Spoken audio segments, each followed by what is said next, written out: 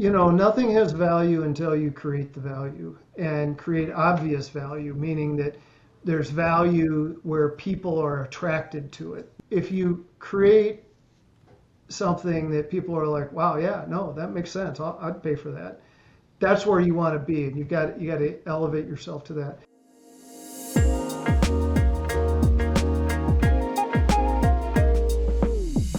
Today I'll be speaking with John Scribante, owner of Real Property Management Viking, based out of Minneapolis, Minnesota. John has grown his property management company to over 300 doors in just 5 years.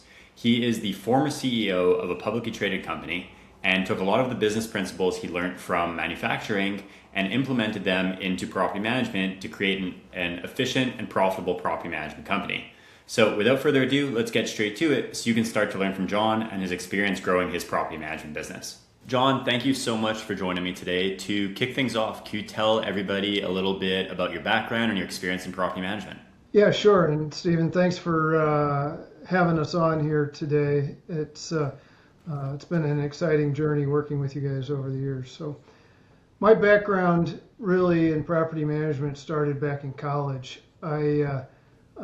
I didn't know what I was doing, and I needed to earn a few bucks. And a buddy of mine came to me, and he said that his uncle had some apartments that he needed somebody to manage. And I said, yeah, sure, why not? How hard could that be? And so he handed me a ring of keys. Back in the day, you had the big ring and 40, 50 keys on it.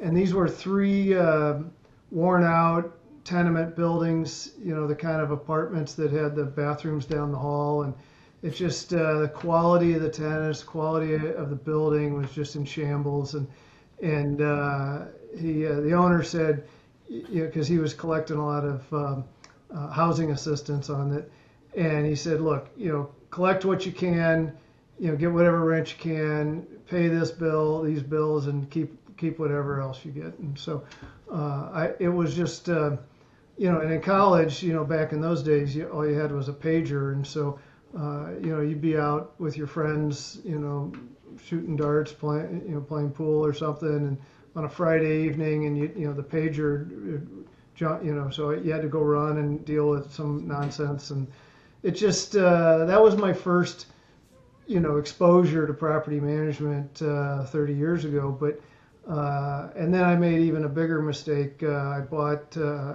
my fraternity house and wound up being the property manager of a college fraternity house. And I'm not sure which one was more chaotic, but so throughout over the years, my career went on to other things and had some other ventures, but I always had rental properties along the way, and I always had my 1 foot in real estate.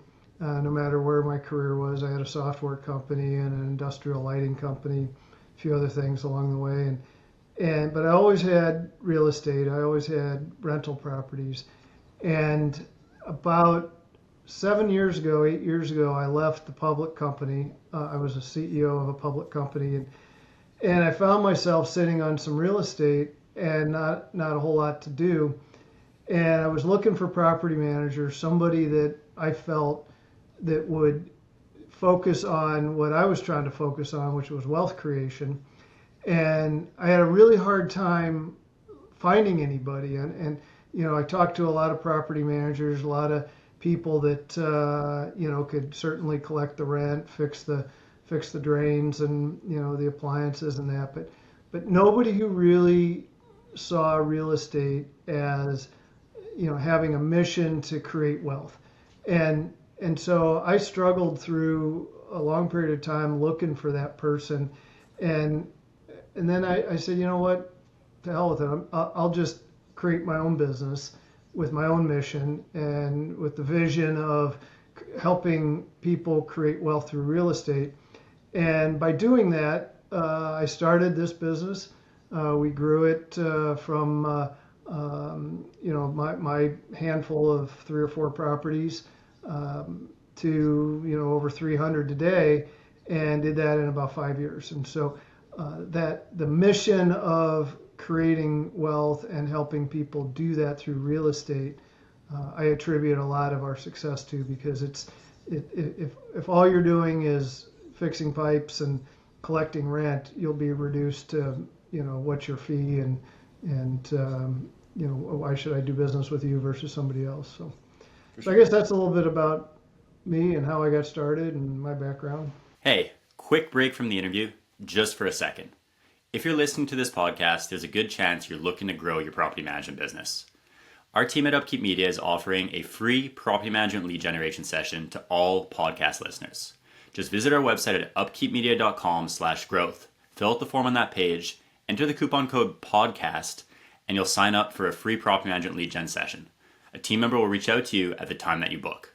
During that call, we'll show you what your top local competitors are doing to bring on new properties to manage. We'll take a look at where you're currently positioned online and then give you actionable strategies that you can use to grow your property management business. Just visit upkeepmedia.com/growth, fill out the form on that page, and we'll speak with you soon. All right, let's get back to the interview. Awesome. 300 doors in 5 years, it's impressive, so hats off to you.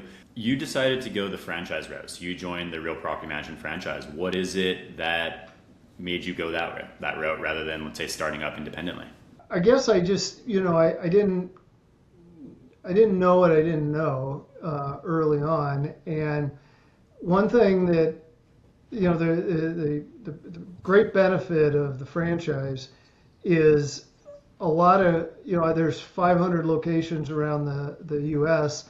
and Canada, and having those best practices, having that peer group to draw upon when there's questions or if you're thinking of a new strategy, and having that network of people to bounce ideas off of. I've always been a very collaborative person, and like I get energy out of working with other people, and so going it alone, I probably could have stumbled through it, but I think the franchise saved me a lot of time and energy and money in avoiding mistakes. They also provide that network of best practices, but then also some branding nationwide. We manage properties for people that have come to us that worked with other RPM locations throughout the U.S. and they say, hey, we're familiar with your brand, your company, and so there's a little cross.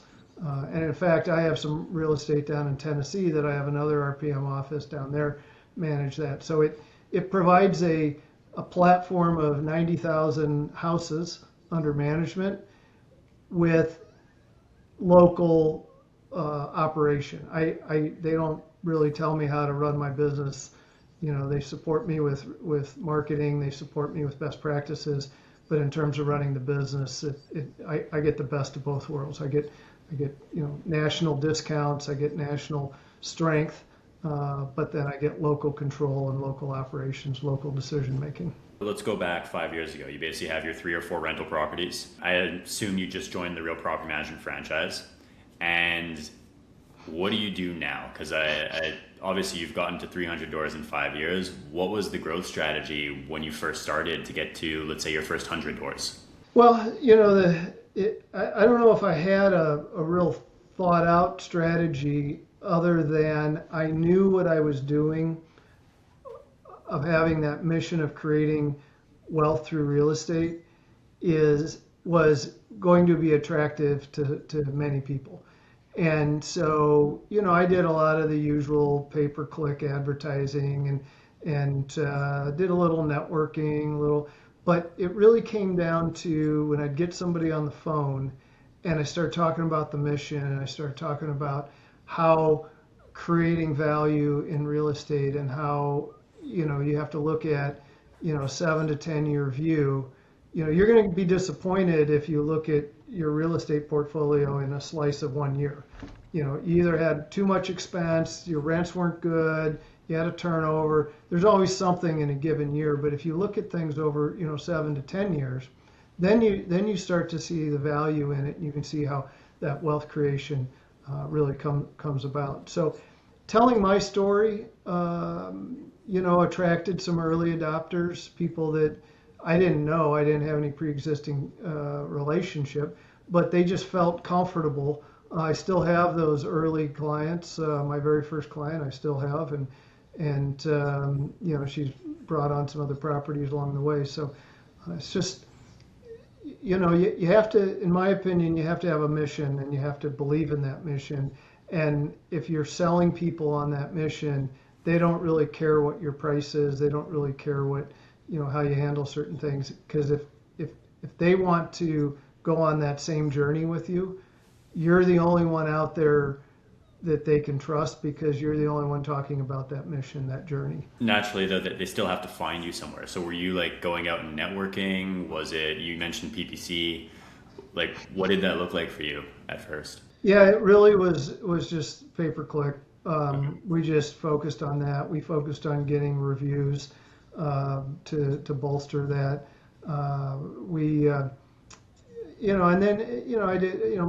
My attorney at the time had a rental property, and so he came on and he gave me a review, and then you keep building off of it. But the networking was not where my strength was.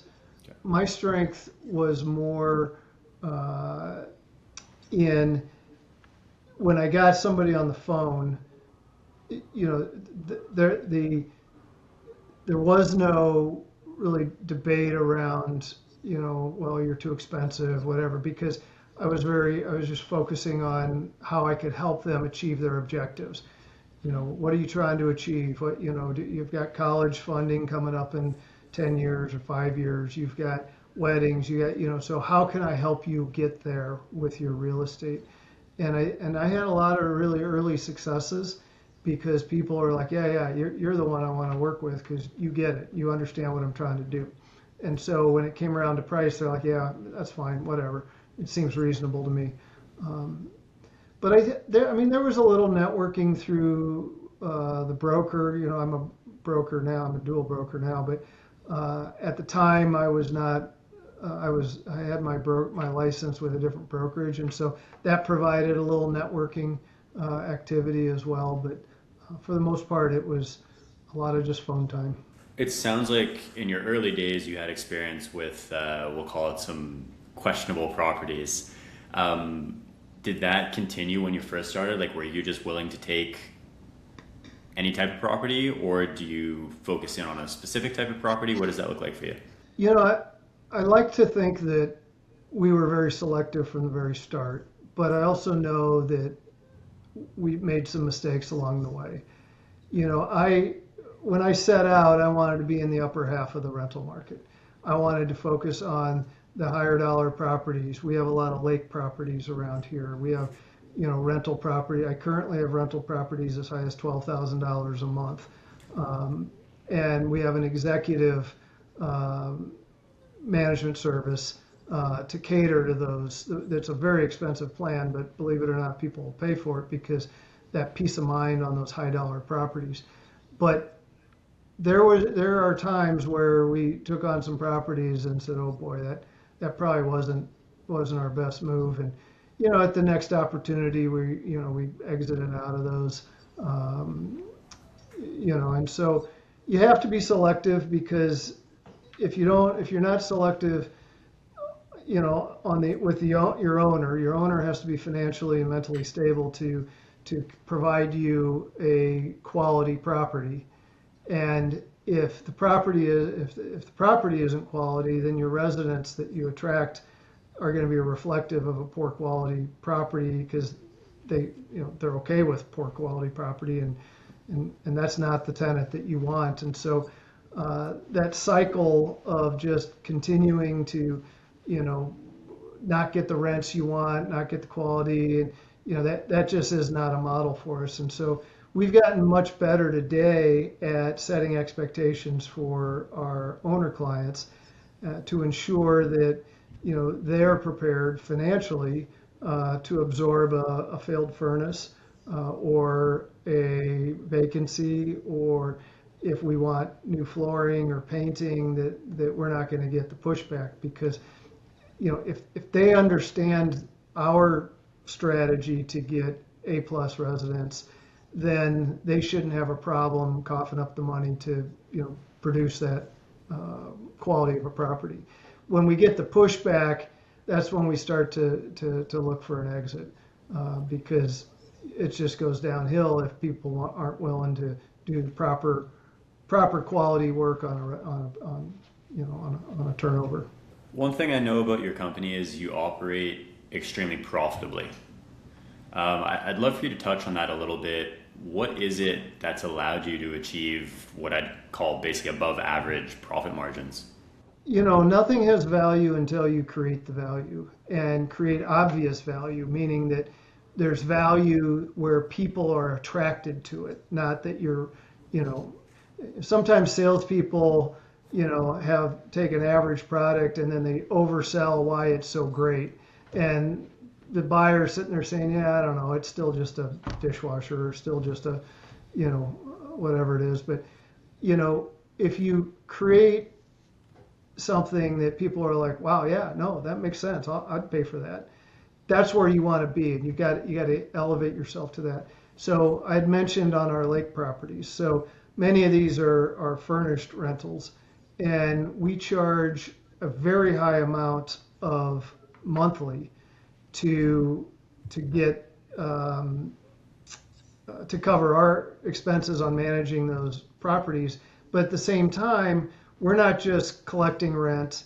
We're collecting the rent, but we're also doing monthly visits to the property. So imagine you got a $4 million house on the lake, maybe $5 million, and your manager's going inside the property once a month, putting eyes on it, making sure that it's cared for. That has value. That gives peace of mind.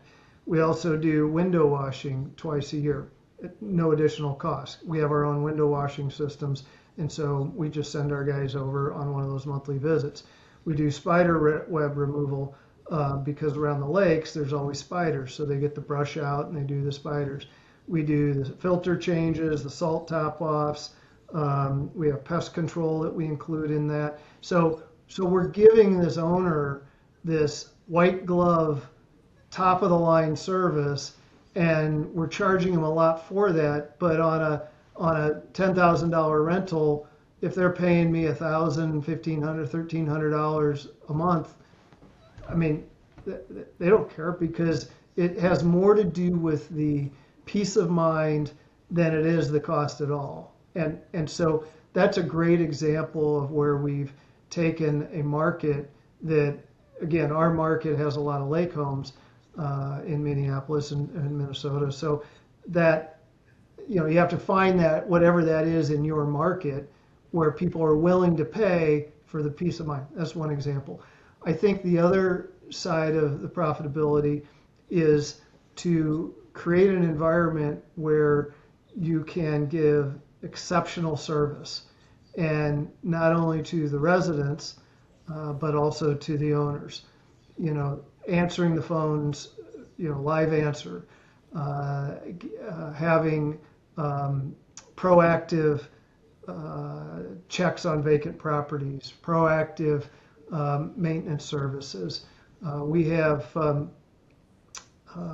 couple of different maintenance programs that if I went and, say, did a dryer vent cleaning for an owner and sent them the bill, you'd get a phone call saying, why'd you clean my dryer vent? And even though it needed it and it was clogged up or whatever, there's pushback because you've surprised them with something that they weren't expecting. So what we do is, at the beginning of the year, we have a checklist of about 40 different things that an owner could request: dryer vent cleaning, gutter cleaning, sump inspections, driveway seal coating, power washing. Just go on down the list of all the preventative things that you could possibly have on a house. Trimming the bushes, washing the windows, whatever it is. And now, because we survey them up front, they're actually ordering more services than they ever would have agreed to had you come to them on a one-off, number one. But that also gives us the opportunity to now bulk purchase. So if I get 45 dryer vent cleanings, I can go to a vendor and say, I have 45 dryer vents, and you can get them done sometime in the next 90 days and use it as fill work. Now, instead of whatever, $175, maybe I'm buying it at $75. The owner's sharing in that. And they're more willing to pay for it because it was their idea. And so I think that drives more maintenance revenue and maintenance profit, to your question, but it does it in a way where the owner's happy to pay that and sees the value in paying for that because it's caring for their property more so than they weren't expecting it. It wasn't in their budget, and now your $175 blew their annual budget somehow. So, Yeah. you know, thinking through how to create value and how to do it in a way where it's attractive to the owner, is a great example of how we do that. I would think that also probably helps keep owner churn down because you're being proactive with their property. They see you're being proactive with it, and you have to communicate with them to get them to fill out this checklist. So there's regular touch points, which both will help reduce the owner churn. Is that? Well, yeah, that of course, and then it's also the big ticket items as well. And so, in our market, it's furnaces, air conditioners, and water heaters, and those things are going to fail at some point. And so last year we replaced 14 furnaces. I think may have been a boiler in there as well, but 14 furnaces. And what we do is we negotiate our furnaces, our air conditioners, and our water heaters off season. So because we inventory at the start of a relationship, the BTU, the age, the serial number, of all the equipment, I can go to my vendors and in August or September negotiate furnaces for the winter. Because if in January you go to replace a furnace, your costs are going to be higher just because they're too busy. Number one. Number two, getting parts, delays, things of that nature. So negotiating in the off season, instead of $5,000 for a high efficiency furnace, maybe we're getting it at $4,200, $4,100. Another way to show value to your owner, even though you're making a profit on that transaction, you're making a profit in a very organized way and in a way that your owner sees value in it. And so I every once in a while an owner or somebody, they're like, well, are you going to mark up my maintenance bills? And the answer is yes, but there's an emphatic, it's in your best interest to have me mark it up because I'm delivering these services promptly, expeditiously. But if I don't have an incentive to fix things, you may wind up with more deferred maintenance, and now you got bigger turn problems and vacancies, and you can't get the rents and that. So it's in your best interest to pay me a reasonable profit on handling maintenance as long as I'm delivering the services, because that's going to keep your properties filled, keep it in good condition. I have a lot of horror stories of competitors who don't charge for maintenance services. I take over their property and it's like, oh boy, it's no wonder they don't charge, or a good thing they didn't charge, because the work, craftsmanship, whatever, was just not there. So the profitability is the whole picture. It isn't just one piece. It's that total experience that you give the owner in a way that they're willing and interested in paying you. And I'll give you one more piece of this that I think is more cultural in our organization. Is on our website, in our management agreement, even in our lease agreement, the word fee does not exist. We do not use the word fee because fee connotes a charge that you want to avoid. It's like paying bank fees. Nobody knows what they're for, but you just have to pay them. It's like a toll. But if you charge for services, you've now changed the perspective of the owner to ask them, are you willing to pay me to perform a service? And if I'm going to charge somebody, $50 extra to go do their, do a mainline cleaning, it's like, well, what would you charge me if I asked you to come over and do that same work at my house? Or would you pay me $50 to do that? Most people would. So yes. I think that culture of fees versus services, it may seem a little silly, but really makes a difference when you're asking your staff members to explain things to owners. If they keep using the word fee, fee, fee, the owner's only going to see, I want to avoid that, I want to avoid that, I want to avoid that. Where if you keep talking services, and our leasing services, our maintenance services, our renewal services, these are things you should be willing to pay for as long as you're backing it up with some value. Makes sense. I imagine also you mentioned earlier that because you structure it so that you're performing some of the maintenance during the off season, so you get a bit of a break there, and then B, you have volume, so you get them a bit of a discount there. Even with your maintenance markups, they're probably not paying much more than they would be paying if they were doing it themselves anyways. Is that Agreed. Yeah, no. And then, early on, you asked me earlier in the question, what did we do early on to grow? One of the things I did do when we were early, and probably at that end of that first year, is I hired my first on-staff maintenance tech. And so having the vans, 2 vans now and 2 full-time techs, that also allows us to provide more cost-effective services, but also give the resident a much better experience with faster, quicker response time. And even if a furnace does go down and we might have a day or two waiting for the install, our guys can deliver the portable heaters and deliver. All of that is included in that maintenance markup, so that these are things that you can do extra. It really doesn't cost us anything to do, but the perceived value on the owner side as well as the resident is very, very high when it's 10 degrees outside and no heat. makes sense? So you mentioned maintenance techs, but at around 300 doors right now, how many people are on your team and what are their roles? What does that look like for you? 4 full-time people. So 2 maintenance techs, 2 property managers. And then I have another person who handles all of our independent contractors handling all of our showings.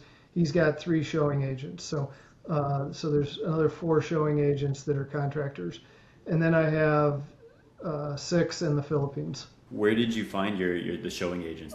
Those are just realtors, that are side gigs for realtors. We just reached into some of the local, real estate agencies that, and talked to their people and see who wanted to make a few extra bucks along the way. Got it. Okay. And I guess you right now, what's your typical day look like? Believe it or not, I probably work about 4 hours a day. Today, I dedicate myself really to assisting the teams in their jobs and making sure that they're equipped, they have their systems. I do work on a lot of the processes. My last job before here is I ran a manufacturing company. And so lean manufacturing was very, we had 400 employees and 480 employees and 300,000 square feet of manufacturing space. And so I applied a lot of the theory of constraints and lean manufacturing principles to our workflow to make sure that, everything is running smoothly, turnovers are happening, renovations are happening, marketing, everything is happening in a very smooth process. If you allow chaos to be created, your team will get burned out and move on. And so, that's a really important piece to me, is to make sure that the team is at their peak potential. What are some of the things that you did to implement that into property management? Because obviously manufacturing and property management are a little bit different, but it sounds like you've been able to kind of take the skills from there and apply them to this business. Yeah, I mean, it's really just the theory of constraints, which is this principle of you want your salespeople to be your constraining element in the business, because you don't want a salesperson to be able to produce more than the back office can absorb, because now you're creating. So you want the choke point to be at sales. You want your back office staff to be able to take whatever comes their way. And so workflow and process improvement, constantly improving the processes, We use industry standard workflow process and CRMs, and so the ability to constantly tweak those workflows to make sure that if something failed along the way, that we've got a catch in there somewhere to deal with that, to prevent that in the future. So that's just been that's a constant continuous improvement piece of it. We have our sales organization is very workflow driven. I have one person that just answers the sales line, does screenings, and it's a virtual assistant. And you wouldn't realize it when you're calling in, but she'll just take it down and then schedule on the calendar for our executive property managers who would take that call and then screen the prospect and make sure it's a good fit. So that's a very process-driven event. And onboarding clients, I think we have 126 steps. Onboarding tenants, somewhere about half that. So it's just that constant dedication to tweaking the process. And you mentioned earlier that you got started in property management because you were investing in real estate yourself. At this point, what are you doing now with your investments? Are you investing them all back into real estate? What are you doing, I guess, outside of the business? What does that look like for you? Yeah, I have. I am spending more time working on my portfolio, building up the portfolio, adding to that. I have a lot of travel that I have my parents are a little more demanding of my time, and so I travel more, and so when I travel, I'm looking for investments in those locations, Tennessee, Florida. My son's in college at the University of Kansas, and so I bought a property down there. So I'm finding more ways to use real estate and travel, so that those obviously are tax deductible trips then, and so that's a piece of it. My children are getting to the age where they're pretty independent, so it's just and I spend my spare time at racetracks and other fun places as well. So do you find being in property management has given you more access to deal flow, or at least in your local market? Oh, well, definitely. Me and other associates in my business have bought properties out of estates, from our client estates, or people looking to buy and sell. So there's clear opportunity. It's not in good markets, nobody wants to sell, so it's hard to pick them up. But there's always life. Like I said, we've had a couple of states where the children just want to unload properties, and it gives you an opportunity to get ahead of it. So if you could go back in time to when you started this journey, what is the one thing that you would change to help yourself succeed at a faster pace, whatever your definition of success might be? This was something that we shifted just recently, but it's what I would have done, to your question. So when I was at my most profitable on a per unit basis, however you want to measure it, it was when I was a one-man shop. And it was because I knew everything that was going on, and when a maintenance ticket came in, I was on it. I knew what had to happen. I could judge, is this too expensive? Do I need to get some more pricing? Is this even the right solution? Because I was very involved in every single piece of that puzzle, so that when an owner got their bill, they're like, yeah, that's great. Thanks for taking care of it. Well, the bigger we got, the more departmentalized we got.